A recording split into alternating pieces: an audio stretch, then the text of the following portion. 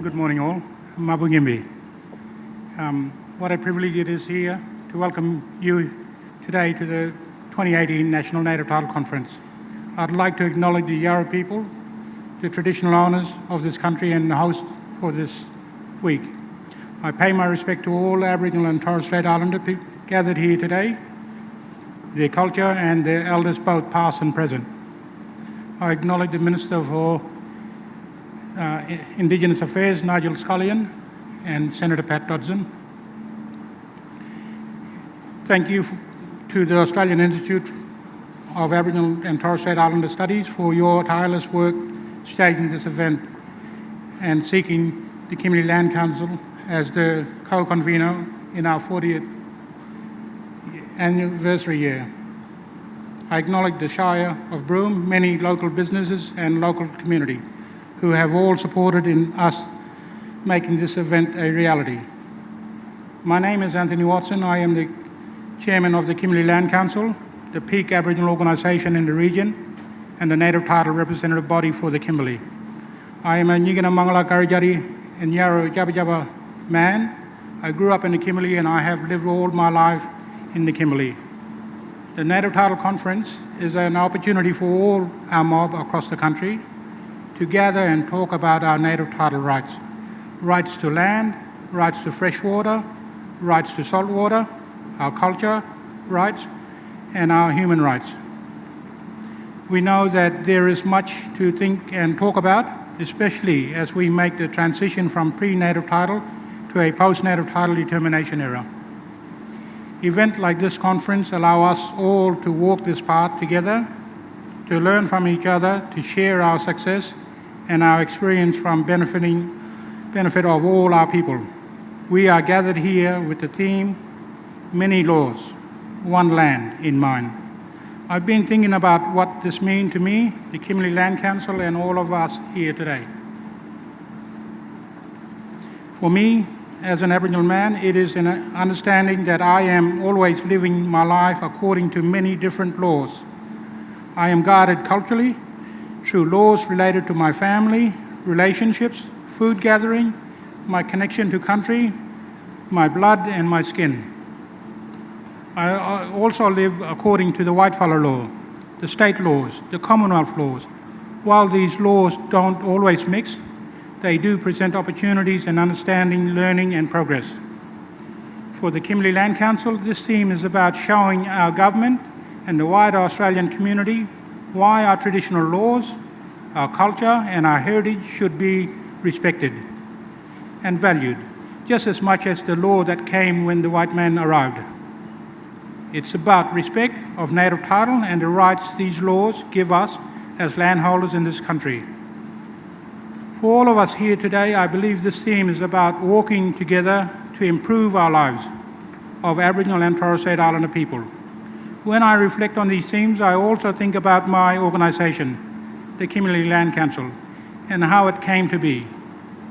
It was in 1978 the Kimberley Aboriginal people came together at Nukunba to discuss how they make their many voice heard.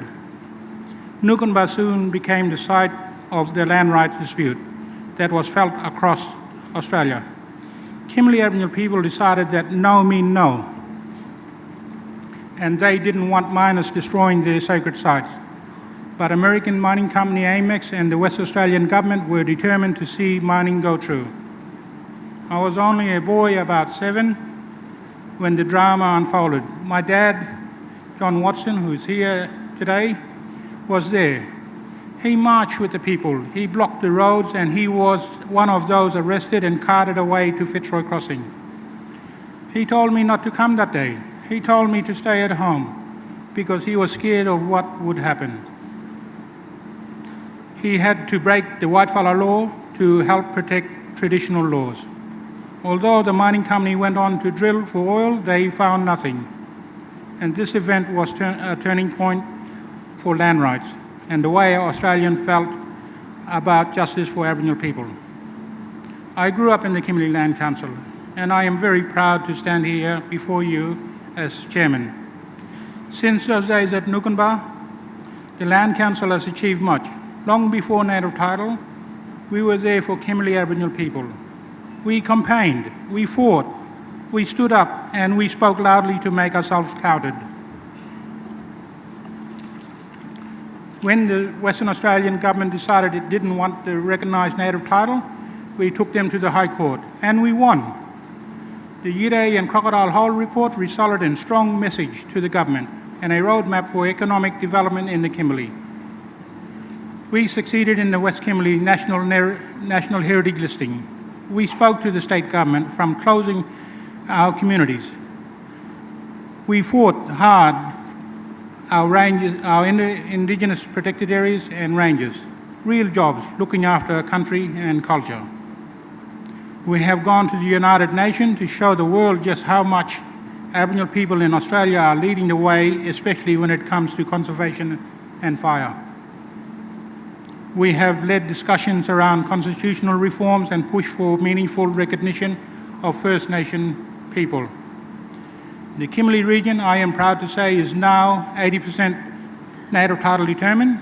We remain committed to getting back country, looking after country, and getting control of our future. But as much as the Kimberley Land Council is my story, it is a story for us all.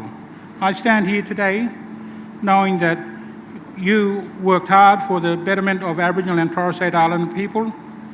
We are all part of a movement that sees Aboriginal heritage and culture as Australian culture and paramount to the future success of our people and our nation. We must all work together to co-design a way forward that challenge the policy, structures and system that result in the status quo. The Australian community, the government, the Commonwealth and state must truly get behind Indigenous co-design solution. They must work with us and truly value our contribution. Native title must be seen as an opportunity, not a barrier. We must not only be at the table, but equal at the table. We must have free, prior and informed consent in relation to any development on our land. I am proud to be a descendant of the people who have survived and endured since colonisation. I am proud to be of the Kimberley Land Council on its 40th anniversary. Continue to walk the long road to justice. I am proud to be here with you all by my side, standing as one for Aboriginal and Torres Strait Islanders' rights. Thank you.